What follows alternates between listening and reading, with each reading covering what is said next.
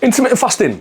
It's a bit of a buzzword in the industry. People talking about intermittent fasting being the main thing that's actually helped them lose a load of body fat. I've used it, but not in the ways that you might think. There's so many different methodologies out there of how people use intermittent fasting, and we're going to cover all of those different methods, what the science says, and how I use it to allow me to be able to drop a load of body fat with any diet that I do. Now, intermittent fasting for me, I used a very basic way or method of doing it throughout my bodybuilding prep that allowed me to be able to drop 30 pounds in the span of 21 weeks, excluding the days where I trained a little bit earlier and obviously I needed to break my fast. First, let's go into what the science says. Why do people follow the intermittent fasting method? Why does it work? How does it help? And why do people bang on about it so much? Then I'll go into my take on how I use it in very basic terms, because it's a very basic way of doing it, unlike some of the methods that get used. Right, so what is intermittent fasting? What is the basic definition of intermittent fasting? Now I'm gonna read this because I wanna make sure that I get it right, because this is the exact definition that you get from Google. It's an eating pattern which cycles between periods of not eating and eating within a specific time frame. Unlike other diets, this is just purely focused around when to eat, which can help limit total calorie consumption per day. Now, when you look into intermittent fasting, you'll see what people talk about. There are different types of intermittent fasting. We've got the 16-8 method, we've got the 5-2 method, we've got the OMAD, 1 meal a day, we've got the 24-hour fast, we've got the 24 and alternate day fasting. Now, me personally, I don't like these specific protocols. I think they're too overcomplicated, and this is not me saying they don't work. They work. It's going to allow you to create a calorie deficit. It's going to work. There's no doubt about it, because you are limiting the amount of time that you are able to eat, which will allow you to be able to create a calorie deficit a lot easier. Now, I don't like the overcomplication of these specific protocols. I'm not saying they don't work, they do. It's a way to create a calorie deficit through limiting the amount of time that you've got to eat. Or if we're utilizing certain protocols like OMAD and alternate day fasting, then what you're going to find is you are only having 1 meal a day, which then means you are limited with the amount of calories that you can eat. Or alternate day fasting, you're going to have days of eating more food and then days of eating pretty much anywhere between nothing to 500 calories within that day, creating a deficit across the week. But it's overcomplicating a process that then leads to people falling off the wagon because it's a little bit too much and it's not something that they can sustain. You want to be able to get through a fat loss phase, and no, a deficit is not to be sustainable.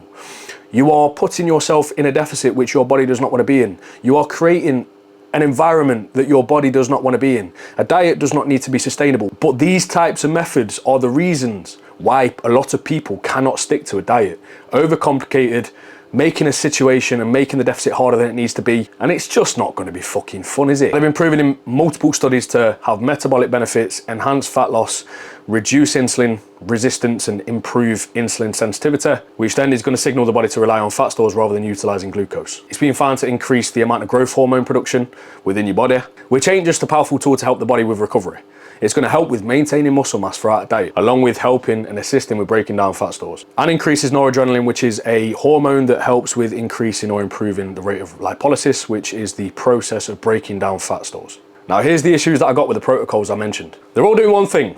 That one thing is limiting your calorie intake by shortening the amount of time or the window of time that you've got to be able to eat calories, which in turn is going to allow you to be able to limit your calorie intake, which is going to easily create a calorie deficit. But eating 1 meal a day would be a load of shite. Fasting for 16 hours to then only have 8 hours to eat and make sure that those 8 hours are precise and you've got the time to be able to get those meals in within that 8-hour period, to me, doesn't sound fun, unless it works for you. Then alternate day fasting, where you have your calories in one day and have a decent amount of calories in one day, and then have a day where you pretty much eat fuck all. Would every one of these work for fat loss? Would every one of these help with creating a calorie deficit? Yeah, they would.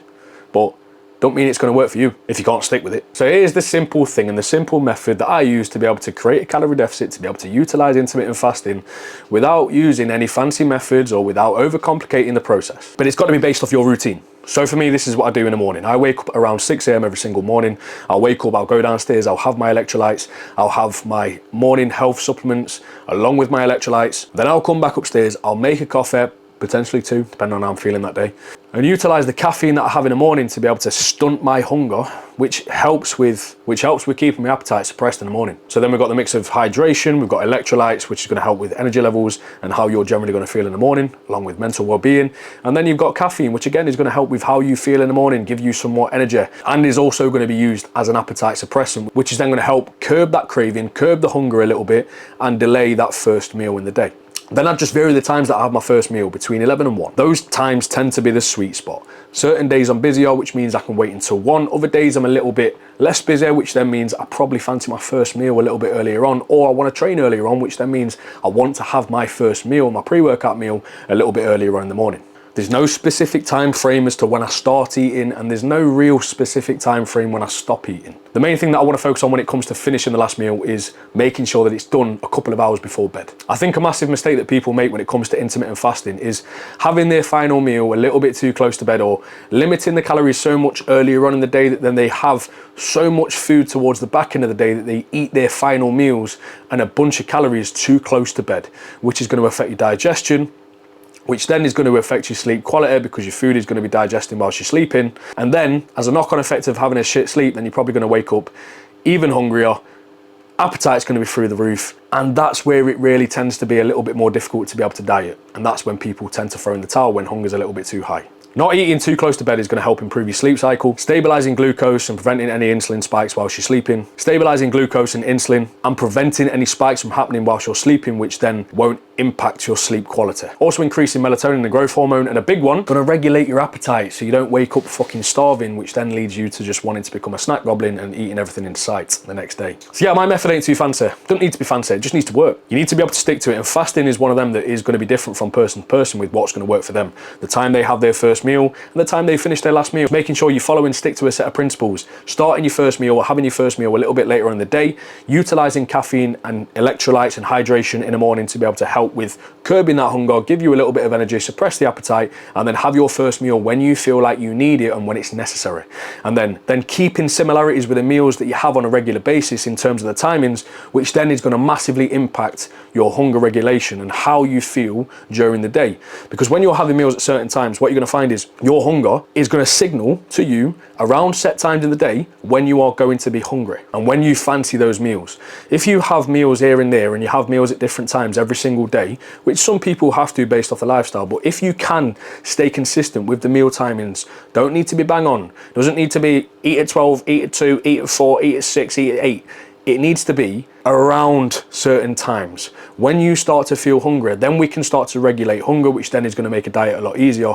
And then intermittent fasting is going to work because you're going to be able to create the calorie deficit and stay consistent. But those fancy methods to me just seem overcomplicated, and it can get you to a point where even if you do stick to it, even if you can stick to it, but then inevitably when you finish the diet and you finish the fat loss phase, even if you get through it with one of those fancy methods, the 16-8 OMAD, the 1 meal a day, what happens afterwards? You ain't going to keep that approach for when you want more food. You ain't going to keep that approach for when the diet is done. So it's one of those where you're going to have a heavy rebound, and the fat that you've lost during that phase of intermittent fasting is then just going to come back on if there's no plan of action in place to be able to start building and start getting the food in after the diet is done. So this is the approach that I use for every single diet. Now, you might be someone that does like a breakfast in the morning. You might be someone that does like to have a meal in the morning, and intermittent fasting might not work for you. But if you're someone, like most people, when you get to the end of the day and that's where your hunger is going to be spiked the most, when you start to relax, when work is done, when you are settling down, that's when intermittent fasting is going to work the best. Because most people have a busy lifestyle. Most people in the morning don't tend to be that hungry. Having your breakfast and essentially breaking your fast and having your meal one earlier on in the day is going to be great if you like that. It's going to be great if you need that. But if you are someone that cannot create the calorie deficit because you cannot stop yourself from eating in the evening, you want to push your calories a little bit later on into the day, which then is going to make it easier for you to stay within a calorie deficit and get through the phase nicely and successfully. So fasting works, but the way you do it, you just need to make it work for you. So give fasting a go if you're on a diet right now. Have your meals a little bit later on in the morning or early afternoon. Aim to have a source of protein at each meal and have potentially 4 meals in the day, which is then going to help with muscle protein synthesis spiking across the day, which then is going to help with muscle retention during a fat loss phase. And then finally, finish your meals 1 to 2 hours before you go to bed. But I'd prefer to say an hour and a half, just so then the meal that you have at the end of the day, it can have time to digest and it's not going to be something that's going to impact your sleep quality, which then is going to have a knock-on effect on the next day. Because sleep is one of the most important things for recovery, and keeping your appetite in check and making sure that you don't become a hunger demon, that's going to be one of the things that you want to focus on. It's sleep quality, your ability to be able to sleep. You can have 7 hours sleep or you can have 7 hours sleep. There's 2 different types of 7 hours. It could be 7 hours of shit or 7 hours of really good quality sleep, which then is going to help help manage your intake much better. Your brain's gonna be functioning much better, your energy levels are gonna be a lot higher, and you're gonna find that you're gonna get through the phase a lot easier if your sleep is in a good spot. Now, if you found this video useful, I'm gonna put 2 videos on the screen, one there and one there. One's gonna be how to help with managing hunger during a diet, and the other one is gonna be how to lose fat fast in 2025, where I'm gonna break down in more detail how to actually lose fat and how to do it successfully, not just focused around intermittent fasting. Subscribe to the channel if you're new around here and you found that video useful and you do want less overcomplicated methods to be able to help you drop body fat in 2025 and even build some muscle. And like the video as well if you did find it useful, just so I know that this is the type of content that you guys do want to see. And other than that, that's going to be it from me, and I'll catch you in the next one. Cheers, fellas.